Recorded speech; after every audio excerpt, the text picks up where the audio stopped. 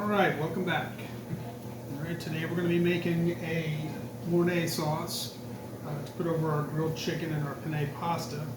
If you were here with us yesterday, or Friday, I'm sorry, 2 days ago, I made the beche of the roux that would eventually go into this milk to make the Mornay sauce. I've got a few other additive ingredients to help us along here, but it's a pretty simple process. It's not very difficult at all to make.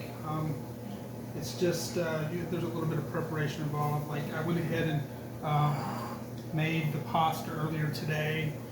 It's important to remember whenever you're cooking off pasta that you always want to kind of cook it just undercooked, and you can always kind of pull out the piece. And if it feels like it's completely cooked, get it out of the water immediately and go ahead and shock it to get it to cook down. Because remember, pasta still cooks even after it comes out of the boiling water. So the Italians call it al dente. That means to the tooth. So you want to kind of go for a slightly undercooked pasta.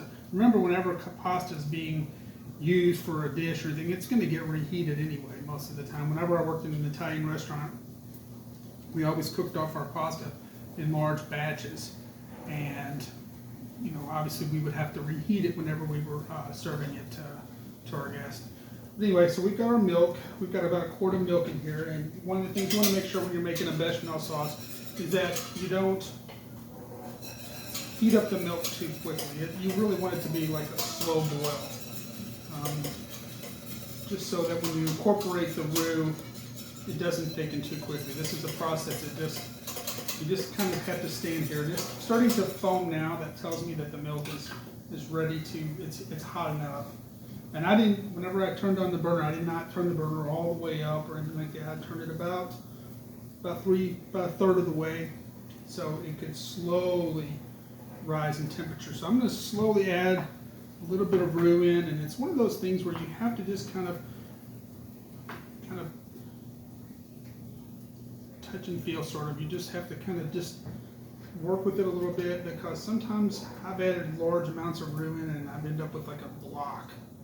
And then there's times when I felt like I kept adding and adding, and nothing was happening. So I'm going to slowly add a little bit of it at a time. Like I said, I get 1 cup of flour, 1 cup of butter. That's one of the nice things about roux, is it's a 1-to-1 ratio. So it's very easy to make.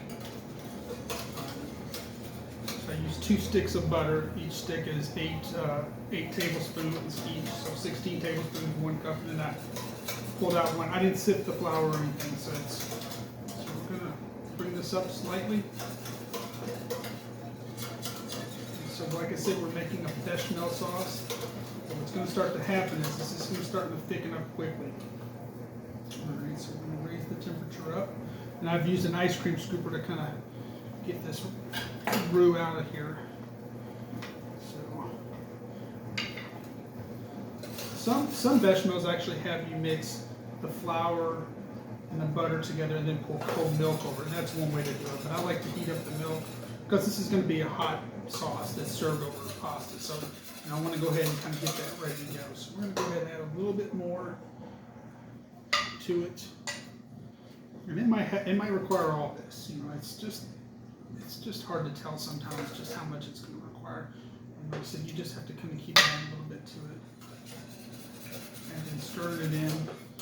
And once again, it's already starting to thick now.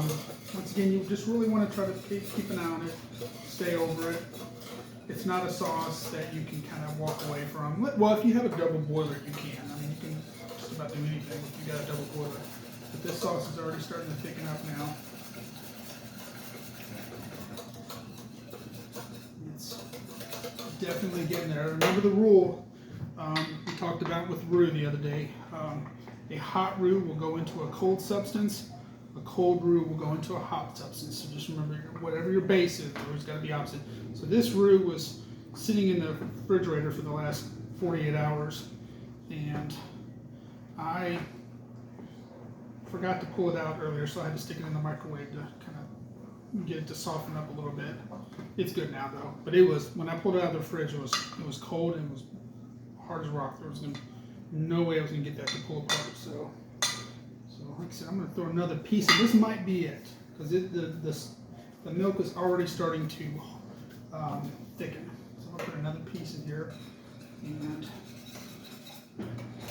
And this is the best way, I think, to thicken up a sauce, is by using a roux. It's going to add so much flavor to it. I'm going to grab some salt and pepper real fast. It seems like every time I do one of these videos, there's always something that I forget.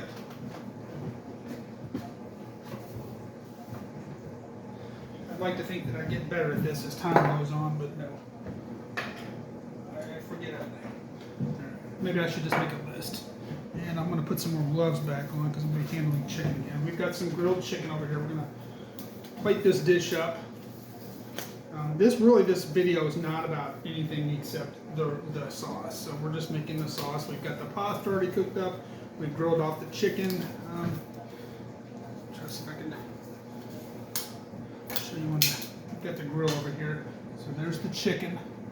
It's on the grill. It's still warm. It's ready to go. And this sauce is almost ready. I'm not going to add any more roux to it. It doesn't need it. I'm going to turn the temperature up a little bit because this is getting hot. All right. Now, one of the things that you can do if, let's say, you happen to be in the situation where you do thicken it up too quickly. Remember, you can always add milk to it. In a pinch, you could always add a little bit of water to it, even. Wouldn't add too much water. All right, so this is definitely thickened up. I'm going to add just a bit of water to it. Not too much. All right. I'm going to thin it back out a little bit. And it is really pretty. It's perfect.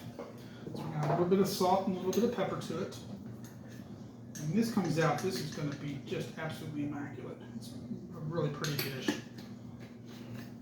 We're not done yet. We've still got to add to make it Mornay sauce, you still have to add Parmesan to it. You can add shredded or grated. I typically like grated a little better for the sauces just because it tends to kind of incorporate a little easier. You know, if you put shredded Parmesan, remember Parmesan's a dry cheese, so it might clump up a little bit. And a little bit of water to it. Like I said, just trying to thin it out a little bit. I got roux over there, so if I go too far overboard, I can always go back the other way. All right, and we all know what a sauce should, the consistency of a sauce should look like. This is absolutely, you can see the steam coming off that. It's really nice. Perfect. That is a perfect bechamel sauce. I'm going to test it just to make sure. My trusty wooden spoon. Really, really good. Oh, that's really good. All right, so I'm going to add my Parmesan cheese, about 2 cups worth. So I'll probably thicken it up a little bit too. That's okay.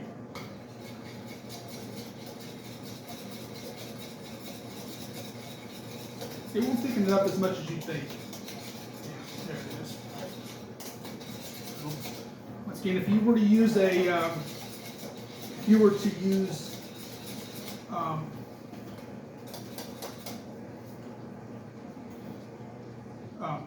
grated cheese, it might be a little bit clumpy. Something also you can do, if you want to thin it out a little bit, I'm going to turn this down because this is way too hot right now. It's starting to boil. Is add a little bit of half and half to it, or heavy cream.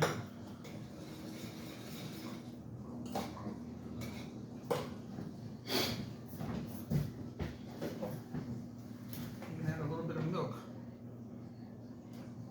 That's the thing about roux, you have to be careful. I've used an entire block of roux and it barely did anything. And then sometimes I put milk, I make roux or I make a sauce and it doesn't require hardly any. So this is pretty good shape here. This is almost about done. We're actually making quite a bit of sauce, so that's good because we've made a lot of pasta. All right, so there you go. Now we're in good shape. And so what we're going to do is we're going to go ahead and cut up this brioche roll, and we're going to stick it in the oven so we have a nice garnish on our plate. Get our roll here. Go ahead, and the oven's turned on right now. I'm just going to take a couple of pieces off here. So I like to cut it at a nice bias. I might even go with 3 pieces. Why not? All right, I'm going to put it in the oven to get nice and toasty. set it straight on the rack. That's fine. Along with that. All right, so now we're going to go ahead and ladle out our sauce. Here's our noodles. Okay, we're going to go ahead and ladle out we've turned off ours. All right. Ladle out the sauce.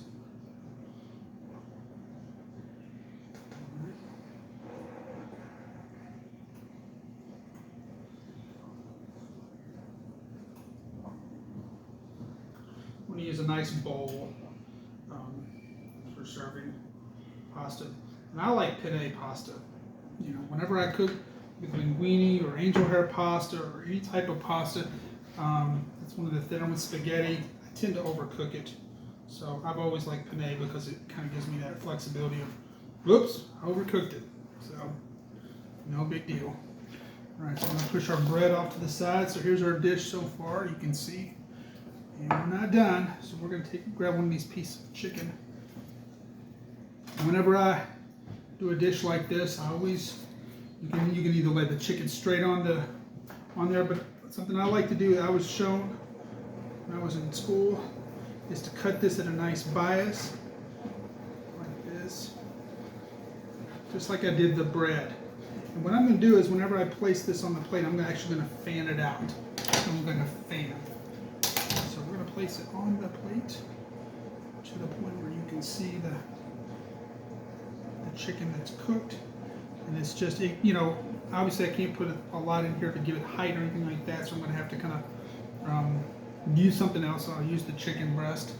I'm going to put a little bit of basil, fresh basil on top, just to give it some greener, because really what I'm looking at right now is white and brown. So, you know, I want to try to add something else to that. Give it some kind of color. You don't want to have a dish that's black in color. You don't want to put too much of this on because it's basil. Remember, basil is very pungent. We'll put a little bit of Parmesan on top. All right. Stick this in the oven for a few minutes. And it's in there with the bread. The other chicken breast I was cooking with, I had a much larger chicken breast. I had to stick in the oven and get it to finish up. And that's okay. Sometimes when you're cooking in the kitchen, you know, you can do the grill marks on like your salmon or your chicken or your steak, whatever, and just finish it off in the oven. There's nothing wrong with doing it. Just make sure you're temping it. You know, chicken wants to be at about 165 degrees. Same thing with fish. Probably 165 and up, maybe 160. You can tweak it a little bit on fish. Of course, beef, you know, you've got, you know, the different ranges of